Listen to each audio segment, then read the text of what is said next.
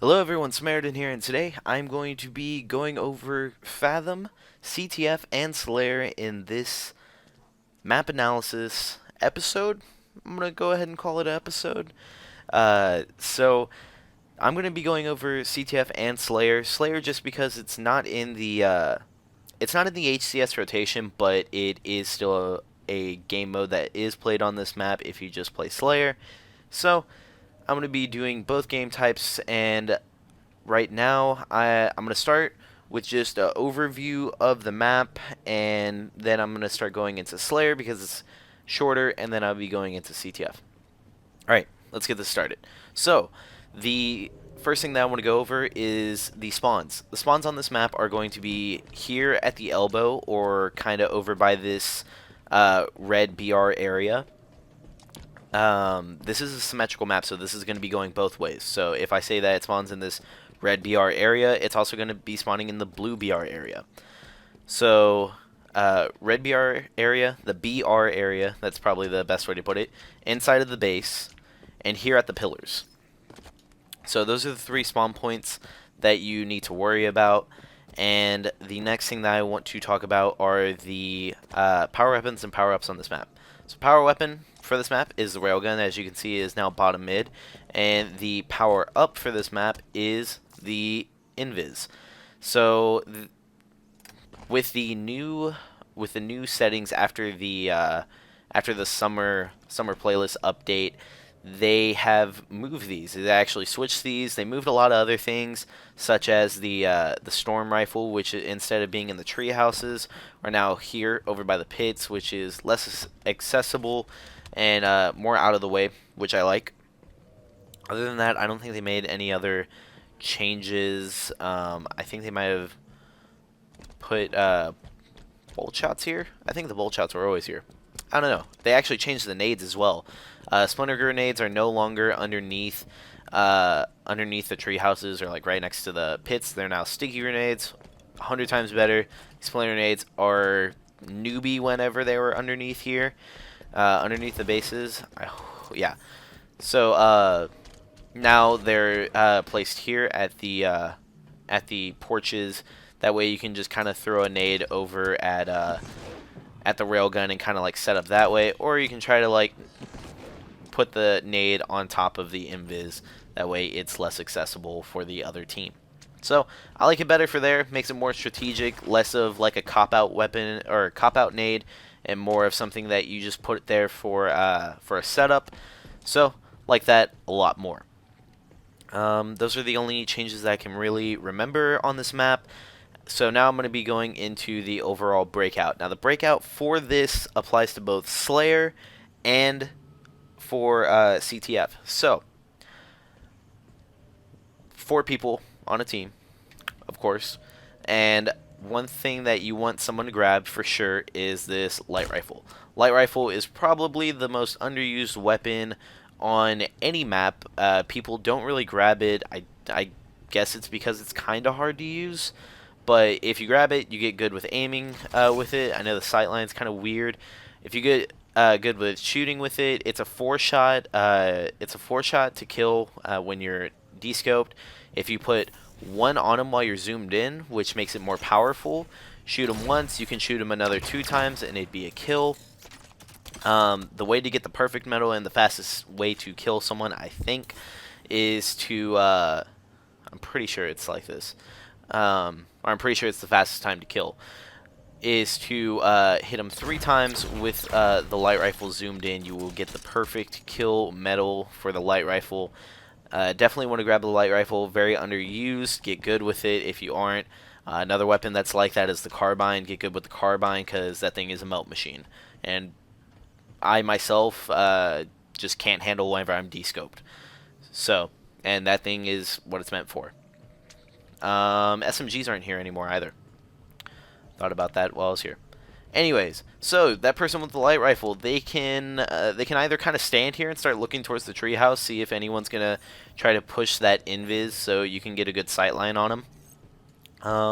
The other way that this light rifle person can play is sit at the porch with their splinter nade, throw a nade, and just kind of look to see if there's someone at their their porch and put shots on them that way. Again, you get a good sight line here on the railgun as well as the invis. So this kind of has the best of both worlds. You kind of peek that way, and it's a good spot. Now, the other player who's going to be playing, who's going to be playing this side of the map is the person who's going to be going for invis, or the main person who needs to be going for invis, and is really a clutch factor for this beginning part. Now, the person who is going for this invis going on this side, they need to know how to make the jump up to top mid from these boxes. Now, the way that you do it is you want to hit this. You want to crouch jump into that onto this little. I'm gonna go ahead and call it scuba because that's what it says. Onto this scuba, jump up or catch your feet on it. Jump up. You're still crouching and clamber onto top mid. Let's see if I'm able to get this first try because I did admittingly record this earlier, but the recording was messed up because I had my mic muted like a dummy.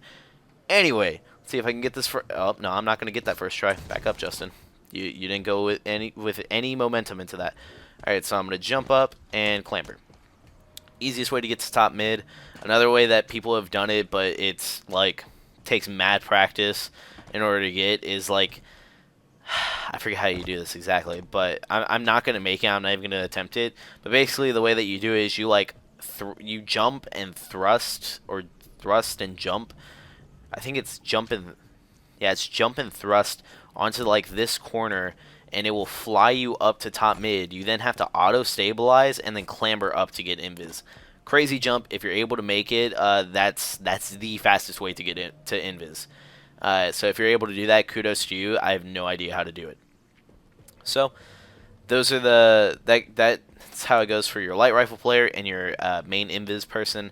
The third person or a third person is going to either kind of contest this railgun in order to get the grab and start having the power weapon and do some damage.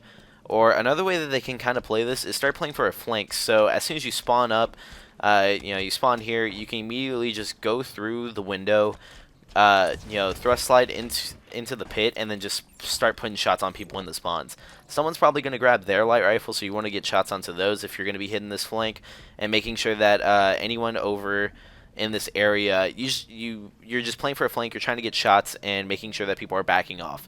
That's get the kills if you can. Great, way better if you do, but just back people off. Put them back into their base. That way, your team is able to get both the power weapon and the power up off the rip. Now, my personal route on this map is from spawn. I go ahead and go through the elbow. Go up the treehouse, and I go up top mid. I help the person who is going top mid from the jump. More people know the spot or the jump to get to top mid, so you're going to be able to do it on the other side as well. So I'm usually here about the same time that the person who is clambering up gets here, so I'm able to put shots on them as they're clambering, so that's really helpful. I'm usually able to get the kill on the person, but from there, I also want to help invis, making sure that if this guy dies, I get it. Always have someone top mid. It's good to have two people top mid. Just have this invis control and make sure that you're able to trade with the person that died, and make sure that you always have this top control. So, like I said, those go for both Slayer and CTF as far as your breakout goes. Now, the main thing with Slayer is that with symmetrical maps, you always want to kind of flip spawns. You always want to be able to predict the spawns and control them by putting negative spawn influences on them, and always holding like the top of the map. Now, this is the top of the map. You always want to have 1 to 2 people here, usually with a precision weapon, because you're going to be at longer ranges. You get more aim assist, faster time to kill, etc., etc. It's better to always have a precision weapon. There's a BR there. Good showing, Justin. Real good one. I was thinking about auto stabilizing and then thrusting. So precision weapon there. And then there's the light rifle right there. BR in the garage, light rifle there. So always want to try to get those and make the most out of those weapons. Your pistol isn't bad for this map either.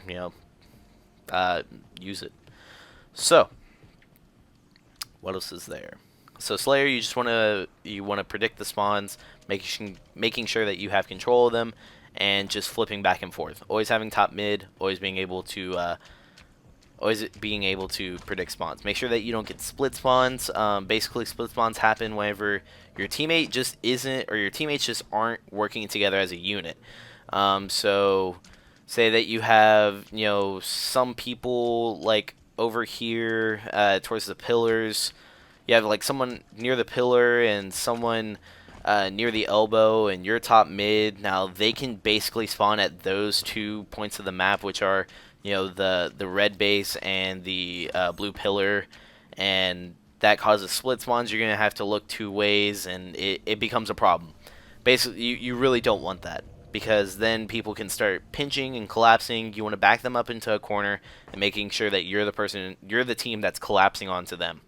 So that's about it for Slayer. Now, going into CTF, I'm going to go over the flag routes that I find the best, and some that are in the way that you kind of want to set up for going for a flag. Now, whenever you're going for a flag, if there's 4 alive, you shouldn't be touching it, unless it's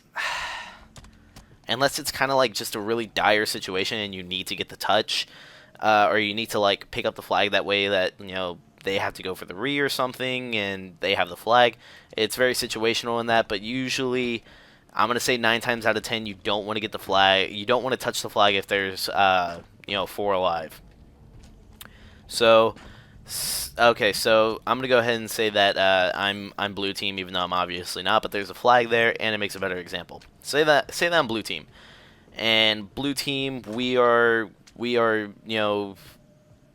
going for the flag. The best way that you want to kind of cut off the spawns, which I told you were the garage, inside of the base, and at the pillar, is the spawn points that you want to cut off are this garage side and the red base spawn. And the reason that I say that is because the fastest way that you can run the flag is by grabbing the flag, going out here, tossing it, running, thrusting, tossing, jumping. That's all too much. I will link actually a video that I believe Dallas does, where he actually talks about the fastest way to run the flag. I think it's on this exact same map. I was with him, but either way, that will teach you how to do the fastest flag route, or flag tossing. But the fastest flag route, in my opinion, and what I found just the best, is going through the pit to the pillar, up to the porch, and into the base. Fastest way. The other way that you can do it is going through the red treehouse, going through the back of the pillar, up the porch, and into the base. Now you guys might be like, oh well, Justin, if you're slaying out and keeping the pillar guys inside of pillar, why don't you just run it bottom mid? The thing is if you toss it at all bottom mid, it's gonna get caught up here. It's going to get caught on something up here, and you're going to fumble it, and that's going to be a problem. That's why I don't recommend it at all, because in order to have a really fast route, a flag is to be able to toss it up and catch it and thrust and so on and so forth. Again, I will link that video for you guys of Dallas's, as far as like how to run the flag. Oh my god. The flag the fastest. So, yeah. Now, the reason that you want to keep them in the spawn is because it's the furthest away from the flag. Makes it a lot easier. If you run it through this garage, make sure that you kind of toss the flag out first. So if you're at the elbow, you want to toss it out here, and then you want to like thrust, grab it, and then toss again. The reason I say that is because you kind of want to bait the flag, because if you grab it and they know that you're going through the elbow and going through the treehouse, they can nade you from here, from the pillar. They can actually make that grenade toss all the way over here. You can get weak, and it causes a lot of problems. That makes you one shot. Another thing that you have to worry about is that since they're spawning pillar, they're going to be able to go top mid, so you have to worry about people shooting you from top mid. And then from the pillar, again, it's a lot of sight lines for here, and there's just things that you have to worry about as you're running it through there. If you run it through here, you really have nothing to worry about as far as this goes because it's completely blocked. You have more cover here again. The only part that you really have to worry about is as you're going to the porch, because people can start going through bottom mid and as well going through the garage, and then you just kind of have to fight your way up to your flag. And if you're able to run it through bottom mid, you're just going to go straight through bottom mid over this, toss it. Make sure that if you're running it bottom mid, you want to run it this way. You want to jump over this little crate, which can be shot down, and then if you're one shot, which more than likely you are, I've found it that more people are going to be one shot, you want to make sure that you toss the flag into your base, because if you toss it into your base, it's going to land right here. One of your teammates can just pop it right in. The next thing that I'm going to be going over is just kind of cheeky flag spots. A lot of people like to sit in their base, but the problem with that is that you're going to be easily collapsed on. So that's something that you really don't want. You don't want to be stuck in a corner when you're with flag. You want to be able to have some type of escape route. So say say you have flag, and instead of like sitting in your base, which is personally a bad idea, you want to come up here. If you didn't know, if you could clamber up all this, and you kind of want to just like push yourself on the edge here. That way people don't see you. Less people look up here. You'd be really surprised. And if they're coming through your treehouse, you just push up against this. They won't be able to see you again. Very rarely do people look this way. It's a really good hiding spot. People don't really expect it. The other thing that you can an escape route, basically. Say that you're for some reason having flag up top mid, just because it's a weird spot, people don't know. But you see people shooting at you, people are starting to get shots on you. You can actually make it into this little hole, this little cubby. And the way that you do it, hopefully I get this first try like I did in the other video. Let's see if I can do it. So the way you do it is that you're gonna like be at about this angle, and you're gonna jump, crouch, and go into that hole. So jump, crouch, into the hole. You kind of like bop your head in there. Some people can make it like clean through, but best way that I can get in is usually just by bopping my head in there. Can't make it into this one because you're just not big enough, or you're just not small enough for it. One thing that some people might know is that you can actually nade into there. Let's see. Nope, not like that. Like that. You can nade into there and get an easy nade onto the enemy team that way. And let's see if I'm just kind of looking around thinking if I missed anything. That's a really cheeky spot. Again, make sure that you always have an escape route as far as where you're standing. And invis comes up every 2 minutes. So if I were to grab it right now at it was at 42.13. So if I grab it at 42.13, me personally, I don't actually say what time I picked it up until the power up actually hits the Spartan's chest. Now, I know that Cole, the way that he does it and works as well, is that he will pick it up, say the time, but the way that he does it is he picks it up, subtracts 2 seconds. So that's how he does it. It works as well. Just my personal preference is that I just wait until it actually hits my body. That's it. That's it. Make sure that you have someone up top mid, always having the precision weapon, putting shots on everyone, giving you weird zoom ins here. That's going to be all for today, guys. I really hope you enjoyed this map analysis. If you have any suggestions as to what you want to see next, something that maybe a lot of you are struggling in, and I see a lot in the comments, I will go ahead and make a map analysis video about that. And that's going to be all for today, guys. And I'll see you guys in the next one.